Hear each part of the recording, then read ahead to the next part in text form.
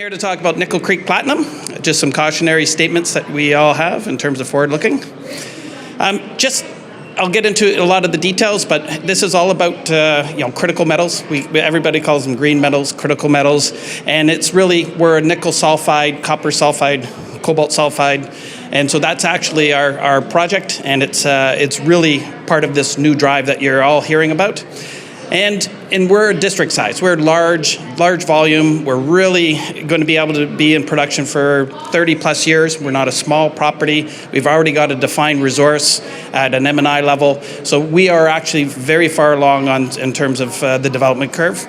And the other piece is we're in the Yukon. So you talk about safe jurisdiction. You heard it. It's really important to have your project in a place where you don't have to worry about the government. You don't have to worry about things coming at you from different sides. So that's really talking about where we are. So nickel, everybody's finally kind of waking up to nickel. It's been something that's been in the background for most people. It's stainless is the number one consumer. 70% of the nickel goes into stainless, but people don't talk about it. All of a sudden, Elon Musk started talking about it, and it hit the airwaves. So now everyone's talking about nickel. And the reason is really being driven by the EV market. So for those that don't know, the batteries that are going into Elon Musk's cars are lithium, they call them. It's actually predominantly a nickel battery. And so it's called lithium, but it's actually a nickel battery. And that is actually the reason why people are talking about nickel, is because we don't have enough nickel to meet the demand going forward.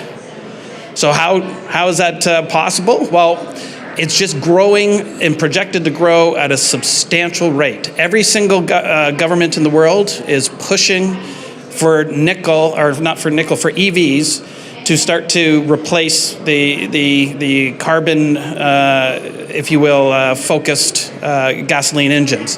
And this is actually a cornerstone for all of their policies. And that means it's moving forward.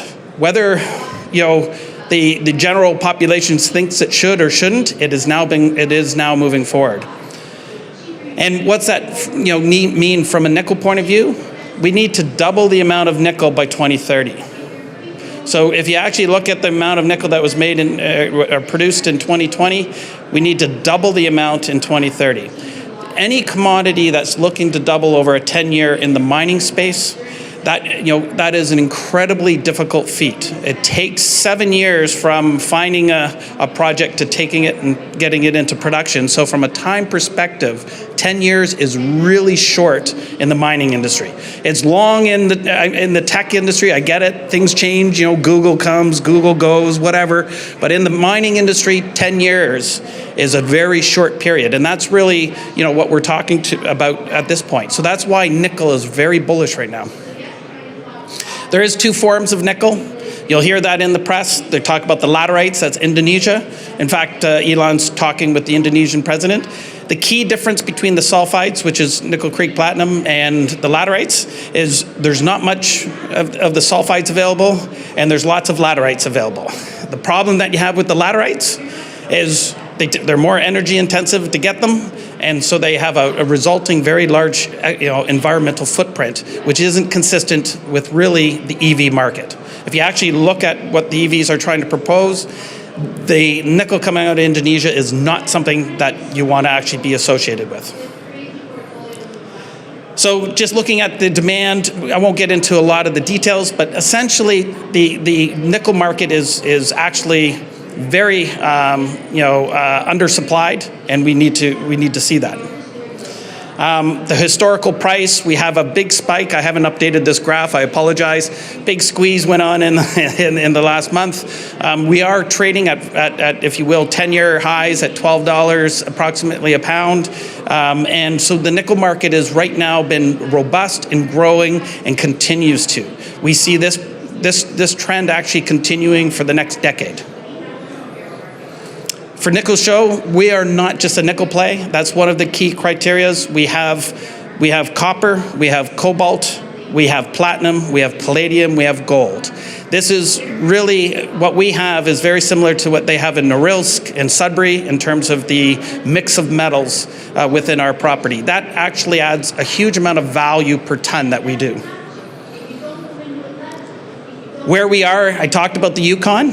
So the Yukon is incredibly mining friendly. Just come on over to Invest Yukon and see there is a lot of support both from the government, the community, the First Nations. They see this as a resource friendly place and they want to promote the movement or the shift to resources more and more. Where we are located is right on the Alaska Highway. We don't have to build roads. We don't have to do infrastructure. We don't have to build places for people to stay. We have towns nearby. So for us, the biggest infrastructure issue that we have is just power. And the reason is the Yukon is full in terms of their grid. So we've got in within our plans is an LNG plant that would be supporting our electrical production. That's literally the only infrastructure that we would need to do outside of obviously our mine, mill, and support services. The other key thing is we do have deep sea ports at Skagway and Haines, and that is an excellent deep sea all year round. We can get our product out. There's no delays. We're not like Red Dog in the north that can only ship in certain seasons.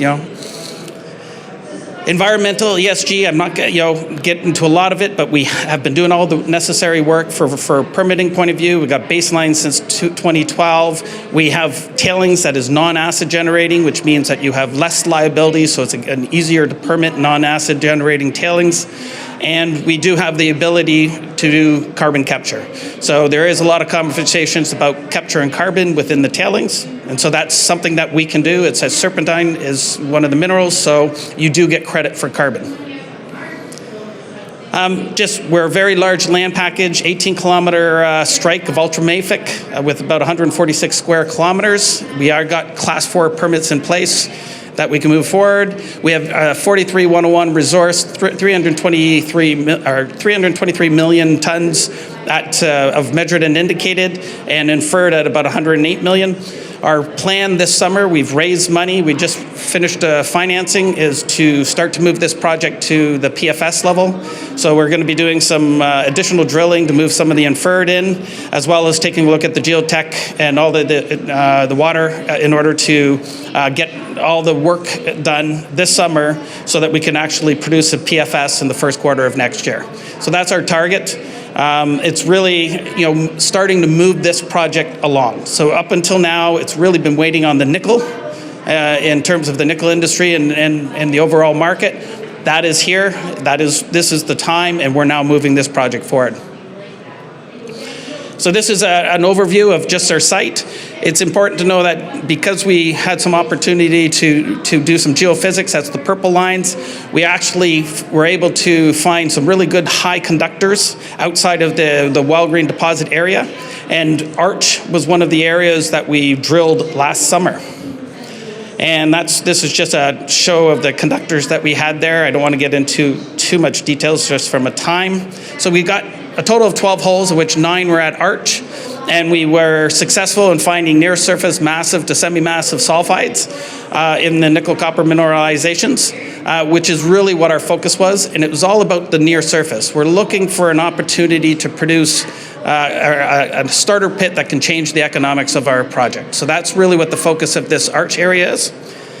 And you can see on our site, there's a lot of information, but you're 2 to 4% nickel. Actually, we had some numbers in the 6% nickel content in the massive sulfide, pentlandite. Excellent results.